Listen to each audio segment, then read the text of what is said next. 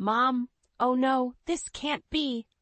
Grace's voice cuts through the quiet evening, jolting me from my thoughts as I prepare dinner in the kitchen. My heart races as I rush to the living room, fearing the worst. Grace, honey, what's wrong? I ask, my voice trembling slightly. I find my 10-year-old daughter standing by the lamp, her face pale and her eyes wide with fear. There's something weird in the lamp, Mom, she whispers, pointing at the base of the lamp with a shaky finger. I approach the lamp cautiously, my mind spinning with possibilities. As I examine the base, I notice a small, unfamiliar device attached to it. A chill runs down my spine as realization dawns on me. Is that a wiretap? I mutter under my breath, my heart sinking. Grace looks up at me, her eyes filled with confusion and fear. What's a wiretap, Mom? I take a deep breath, trying to compose myself for my daughter's sake. It's something that people use to listen to other people's conversations without them knowing, I explain gently, pulling her into a reassuring hug. As I hold Grace close, my mind races with questions. Who would do this to us? Why would someone invade our privacy like this? A sense of violation and anger begins to build inside me, but I push it down, focusing on comforting my daughter. Don't worry, sweetie, I say, stroking her hair. We'll figure this out. I won't let anyone hurt our family. Grace nods, burying her face in my shoulder. I'm scared, Mom, she whispers, her voice muffled. I know, honey, but we'll get through this together. I promise. I hold her tightly, my determination growing with each passing moment. As I stand there, holding my daughter in the living room, I can't help but feel a sense of dread wash over me. The realization that someone has been listening to our private conversations, invading our most intimate moments, makes my skin crawl. I think back to the strained relationship I've had with my mother-in-law, Frances, over the years. The constant meddling, the subtle jabs at my parenting, the way she always seems to undermine my authority in my own home. Could she be behind this? The thought makes my stomach churn.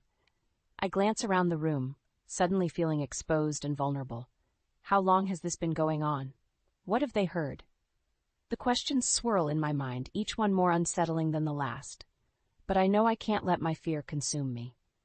I have to be strong for Grace, for our family. I take a deep breath, squaring my shoulders as I gently pull away from my daughter's embrace. Okay, Grace, here's what we're going to do, I say, my voice steady and calm.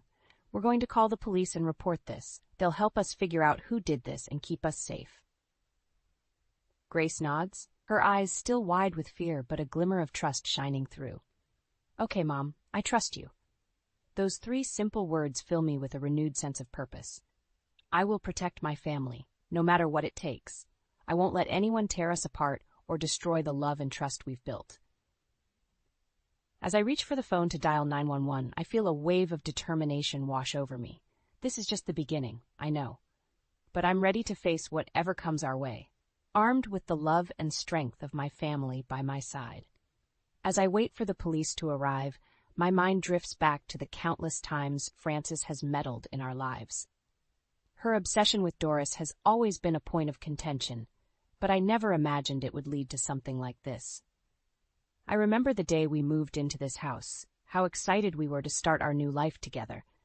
But Frances was there, her disapproving gaze sweeping over every inch of our home. Doris, dear, are you sure this is the best you can do? She had said, her voice dripping with condescension.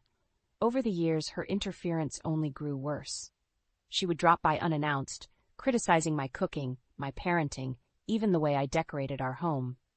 I tried to maintain peace for Doris's sake, but it was a constant struggle. One particular incident stands out in my mind. It was Grace's 5th birthday, and we had invited some of her friends over for a small party. Frances had insisted on being there, despite my reservations. As the children played in the backyard, I overheard Frances talking to one of the other mothers. Beth just doesn't have what it takes to be a proper mother, she said, her voice loud enough for me to hear. Poor Doris, having to put up with her inadequacies. I felt my face flush with anger and embarrassment. How dare she speak about me like that, in my own home? I wanted to confront her, but I knew it would only make things worse. Instead, I focused on making sure Grace had a wonderful birthday. I pushed down my own hurt and frustration, determined not to let Frances ruin this special day for my daughter. But now, as I sit here waiting for the police, I realize that Francis's meddling has gone too far. The wiretaps, the invasion of our privacy. It's unforgivable. I hear a knock at the door and take a deep breath, steeling myself for what's to come. As I open the door, I'm relieved to see two officers standing there, their faces serious but kind. "Mrs. Thompson?" one of them asks, and I nod. "We received a call about a possible wiretapping situation. Can you tell us what happened?" I invite them in and begin to explain, my voice shaking slightly as I recount the events of the evening. They listen intently, taking notes and asking questions. As I talk, I can't help but feel a sense of betrayal wash over me. How could Frances do this to us, to her own son and granddaughter? The thought makes my stomach churn. The officers assure me that they will investigate the matter thoroughly. They take the wiretap as evidence and promise to keep me updated on their progress. After they leave, I sit down heavily on the couch, my head in my hands. I feel like I'm in a nightmare, one that I can't seem to wake up from. Grace comes over and sits beside me, her small hand resting on my arm. "Mom, are we going to be okay?" she asks, her voice small and uncertain. I look at her, my brave, beautiful daughter, and I know that I have to be strong for her. "Yes, honey, we're going to be okay," I say, pulling her into a tight hug. "I promise." But even as I say the words, I know that things will never be the same. France's actions have set something in motion, something that I fear will tear our family apart. As I hold Grace close, I vow to myself that I will do whatever it takes to protect her, to keep her safe from the toxicity that threatens to engulf us. No matter what happens, I will always be there for her, my love for her unwavering and unbreakable. The days following the discovery of the wiretap are a blur of police interviews and hushed conversations with Doris. We try to shield Grace from the worst of it, but I can see the confusion and fear in her eyes. One evening, as we're sitting around the dinner table, Doris clears his throat and looks at me, his expression serious. "Beth, I think we need to talk about my mother." I feel my stomach clench at the mention of Frances. "What about her?" I ask, trying to keep my voice steady. "I think we need to limit our visits to her house for a while," he says, his eyes searching mine for a reaction. "At least until this whole wiretapping situation is resolved." I nod, relief washing over me. "I think that's a good idea," I say, reaching out to take his hand. "We need to focus on our own family right now." Grace looks up from her plate, her brow furrowed. "Does that mean we won't see Grandma anymore?" she asks, her voice small. I exchange a glance with Doris before turning to our daughter. "We'll still see Grandma, sweetie," I say, trying to reassure her. "Just not as often as before." Grace nods, but I can see the uncertainty in her eyes. My heart aches for her, for the innocence that's being stripped away by Frances's actions. The next day, I'm in the kitchen making lunch when the phone rings. I answer it, expecting it to be the police with an update on the investigation. Instead, I hear Frances's voice on the other end of the line. "Beth, dear, how are you?" she asks, her tone saccharine sweet. I feel my jaw clench at the sound of her voice. "What do you want, Frances?" I ask, not bothering to hide the anger in my voice. "I just wanted to check in on my favorite daughter-in-law," she says, her words dripping with false sincerity. "I heard about the little incident with the wiretap. Such a shame." I grip the phone tighter, my knuckles turning white. "A shame?" I repeat, my voice rising. "Is that all you have to say about it?" Now, Beth, there's no need to get upset," Frances says, her tone condescending. "I'm sure it was just a misunderstanding." I feel my blood boil at her words. "A misunderstanding?" I say, my voice shaking with anger. "Someone invaded our privacy, Frances. They listened to our conversations, our private moments, and you think it's just a misunderstanding?" There's a pause on the other end of the line. "Beth, dear, you're overreacting," Frances says, her voice cold. "I'm sure whoever did this had their reasons." I can't believe what I'm hearing. "Their reasons?" I repeat, my voice rising to a shout. What possible reason could anyone have for doing something like this? "Perhaps they were concerned about your ability to be a good mother," Frances says, her words like a slap in the face. "Perhaps they wanted to make sure Grace was being properly cared for." I feel like I've been punched in the gut. How dare she question my ability to be a mother? How dare she use my daughter as a weapon against me? "I am a damn good mother, Frances," I say, my voice low and dangerous, "and I will not let you or anyone else tell me otherwise." I hang up the phone before she can respond, my hands shaking with rage. I lean against the counter, taking deep breaths to try and calm myself. Doris comes into the kitchen, his face etched with concern. "Beth, what's wrong?" he asks, coming over to wrap his arms around me. I bury my face in his chest, tears streaming down my cheeks. "Your mother," I say, my voice muffled. She had the nerve to question my ability to be a good mother. I feel Doris stiffen against me. "She what?" he says, his voice low and angry. I pull back to look at him, my eyes red and puffy. "She implied that whoever put the wiretap in our house did it because they were concerned about Grace's well-being," I say, my voice breaking. Doris's face hardens, his jaw clenching. "That's it," he says, his voice firm. "We need to distance ourselves from her, Beth, for our own sanity." I nod, relief and gratitude washing over me. "Thank you," I whisper, burying my face in his chest once more. As we stand there, holding each other in the kitchen, I know that we've reached a turning point.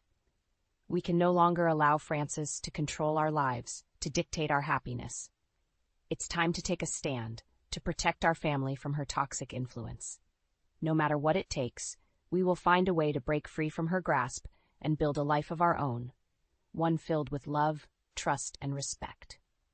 In the weeks following our decision to distance ourselves from Frances, I find myself constantly on edge, jumping at every unexpected sound or movement. The police investigation into the wiretapping is ongoing, but they haven't made any significant breakthroughs yet. One afternoon, as I'm cleaning the house, I decide to rearrange the furniture in the bedroom. As I'm moving the bed, I notice something strange behind the headboard. My heart races as I reach out and pull out another wiretap, similar to the one we found in the living room. I feel my stomach drop as I realize the extent of the invasion. How many more of these devices are hidden throughout our home? Who has been listening to our most intimate conversations? With shaking hands, I call Doris at work. "Doris, I found another one," I say, my voice trembling. "In our bedroom." There's a pause on the other end of the line. "I'll be right there," he says, his voice tight with anger. When Doris arrives home, we search the house from top to bottom, finding wiretaps in almost every room. The kitchen, the bathroom, even Grace's bedroom. I feel sick to my stomach as I imagine someone listening to my daughter's private moments. We call the police, who arrive quickly and begin a thorough investigation. They dust for fingerprints and take the wiretaps as evidence, promising to do everything they can to find the person responsible. As the officers leave, I turn to Doris, my eyes filled with tears. "I can't stay here," I say, my voice breaking. "I don't feel safe." Doris nods, his face etched with concern. "I understand," he says, pulling me into a tight hug. "We'll figure something out." We decide to send Grace to stay with my parents in a nearby town while we deal with the investigation. It breaks my heart to be separated from her, but I know it's for the best. I need to keep her safe, no matter what. As I pack Grace's bags, I can't shake the feeling that someone is watching me. I glance out the window, half expecting to see Frances's face peering back at me. But there's no one there, just the quiet street and the setting sun. I drive Grace to my parents' house, my heart heavy with worry and fear. When we arrive, my mother takes one look at my face and pulls me into a tight hug. "Oh, Beth," she says, her voice filled with concern. "What's happened?" I break down then, sobbing into her shoulder as I tell her everything. The wiretaps, the police investigation, the constant fear that someone is watching our every move. My mother listens patiently, her face growing more and more concerned with each passing moment. When I finish, she takes my hand in hers and looks me in the eye. "Beth, you're doing the right thing," she says, her voice firm. "You need to protect yourself and Grace, and we'll be here for you, no matter what." I nod, feeling a sense of relief wash over me. Knowing that I have my parents' support means everything to me. As I drive back home, my mind races with possibilities. Who could be behind the wiretapping? Is it Frances, trying to gather evidence to use against me? Or is it someone else entirely, someone with a grudge against our family? I think back to the confrontation with Frances, the way she questioned my ability to be a good mother. Could she really be capable of something like this? The thought makes my blood run cold. When I arrive home, Doris is waiting for me in the living room. He looks up as I enter, his face drawn and tired. "Beth, we need to talk," he says, his voice serious. I think I know who's behind the wiretapping. I feel my heart skip a beat as I sit down beside him. Who? I ask, my voice barely above a whisper. Doris takes a deep breath, his eyes meeting mine. It's my mother, he says, his voice heavy with emotion. I think she's been spying on us, trying to find a way to tear our family apart.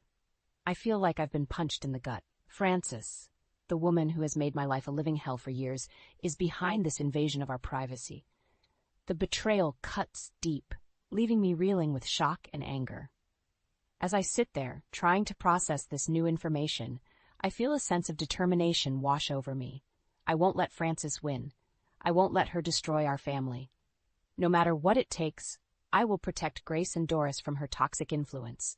Even if it means cutting her out of our lives completely, I will do whatever it takes to keep my family safe and whole. The revelation of Frances's involvement in the wiretapping leaves me reeling. I can't believe that my own mother-in-law would go to such lengths to undermine our family. The betrayal cuts deep, leaving me feeling lost and alone.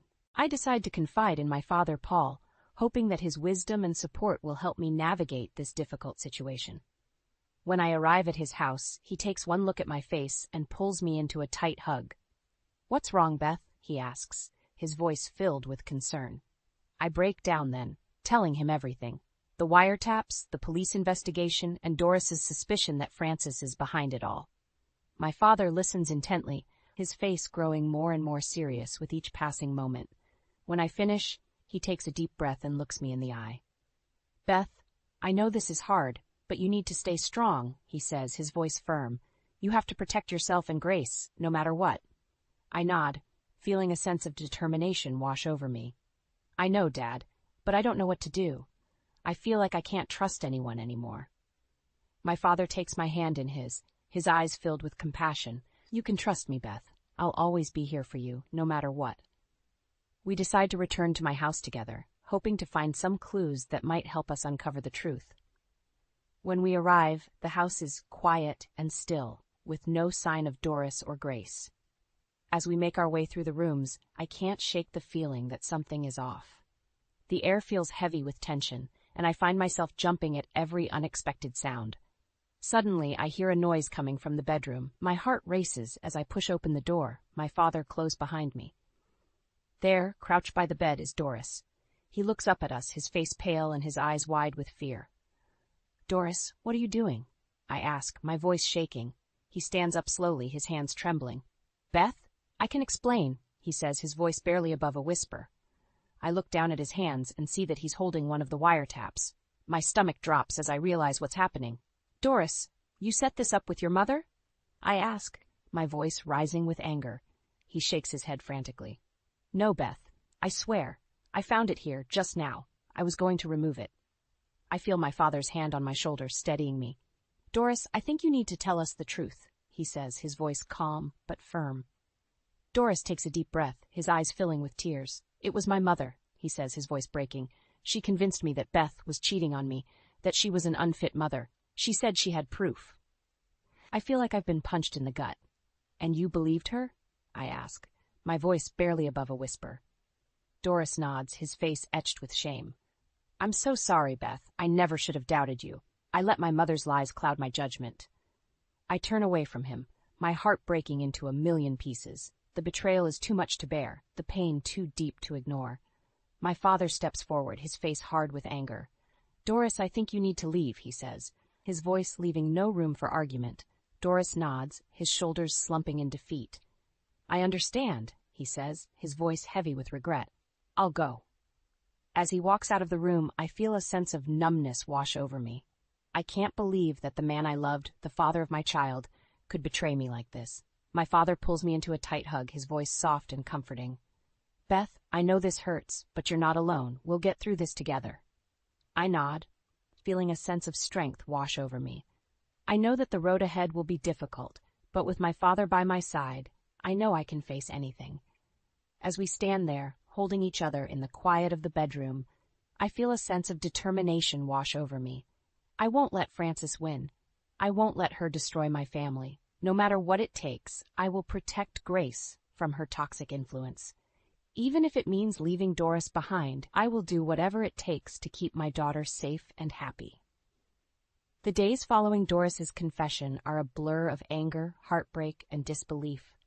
I can't fathom how he could have believed his mother's lies, how he could have doubted my love and loyalty. I find myself constantly replaying our confrontation in my mind, the look of guilt and shame on his face as he admitted to his betrayal.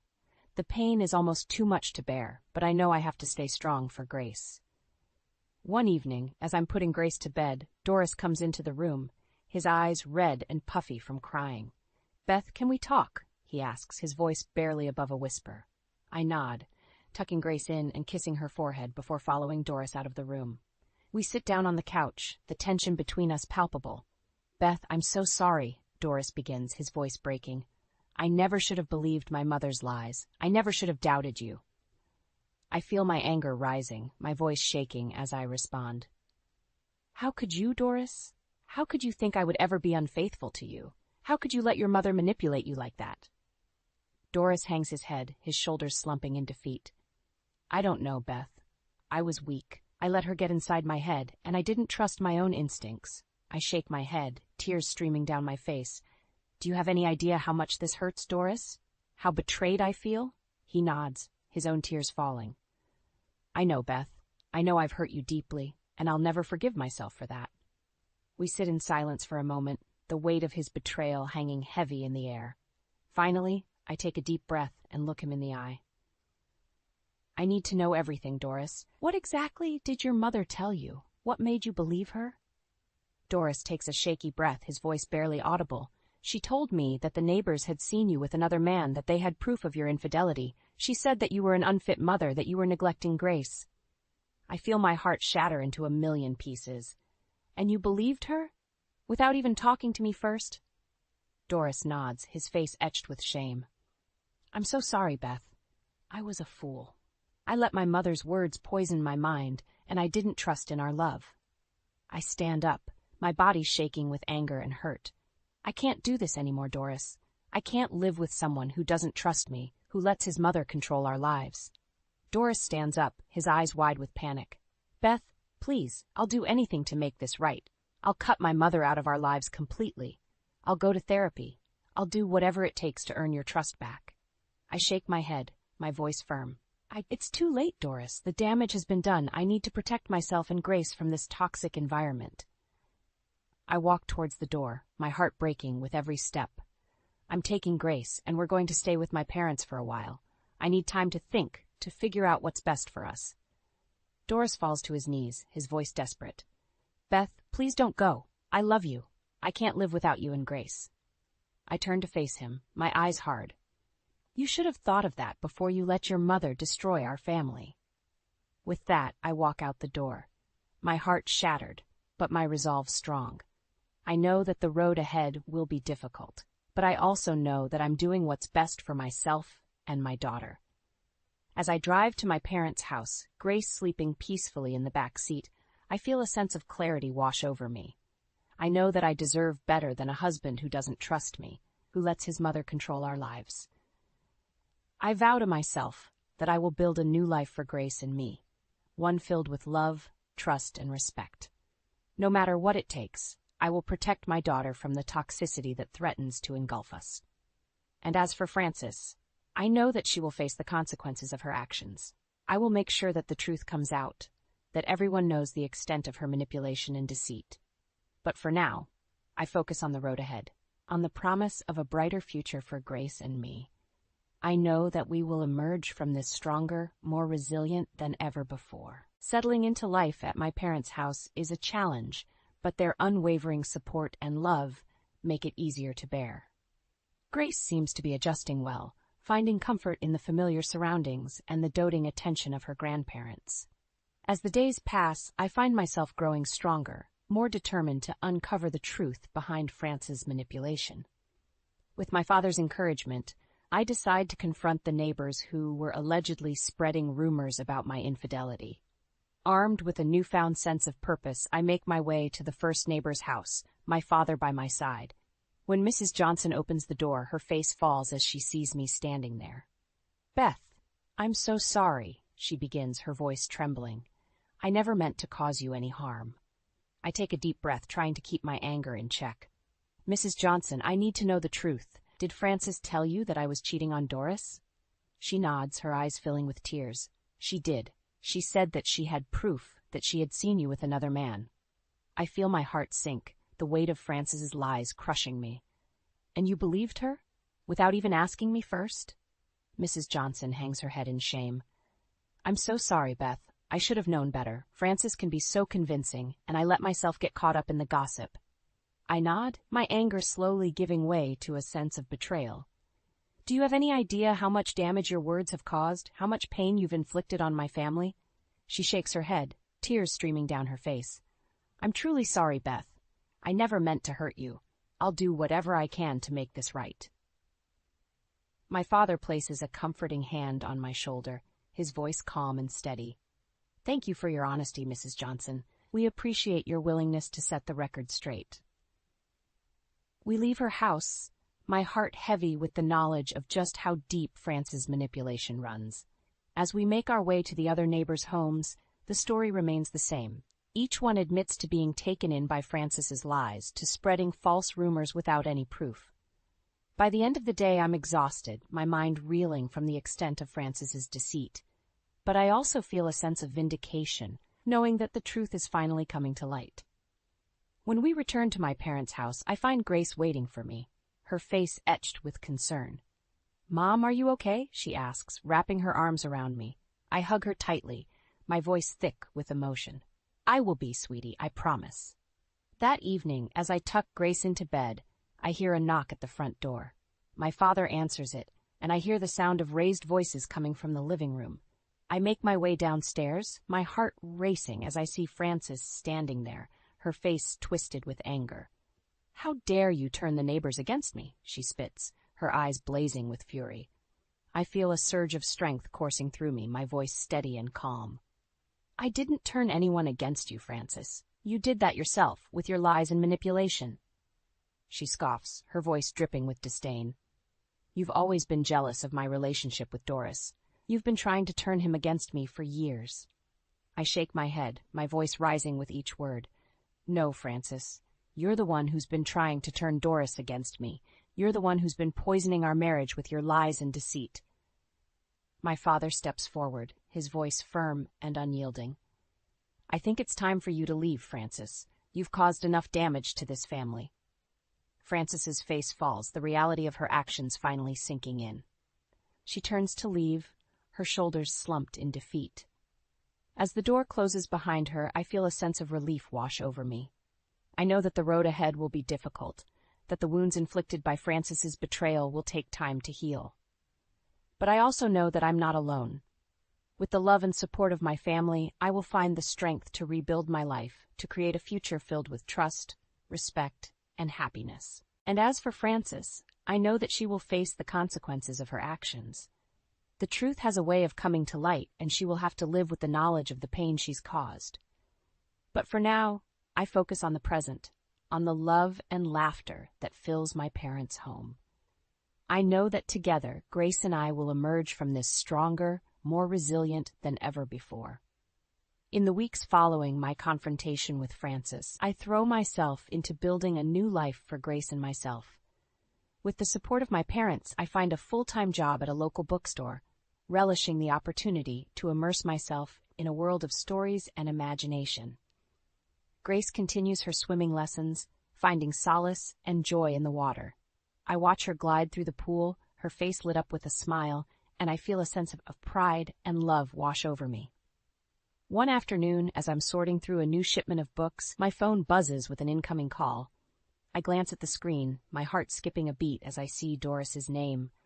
I hesitate for a moment, unsure if I'm ready to face him, but I know that I can't avoid this conversation forever. I step outside, taking a deep breath before answering the call. Hello, Doris. There's a pause on the other end of the line, followed by a shaky breath. Beth, I'm so sorry. I know I've said it before, but I need you to know how much I regret what I did. I close my eyes, feeling the weight of his words settle over me. I know, Doris, but the damage has been done. I can't just forget what happened. I understand, he says, his voice heavy with emotion. I just wanted to let you know that I've started seeing a therapist.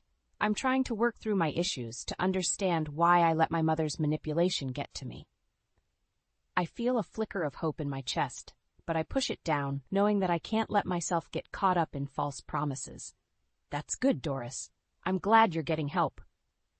We talk for a few more minutes, our conversation stilted and awkward. When we hang up, I feel a sense of sadness wash over me, knowing that the man I once loved is now a stranger to me. As the days turn into weeks, I find myself settling into a new routine. Grace and I spend our evenings curled up on the couch, reading books and watching movies.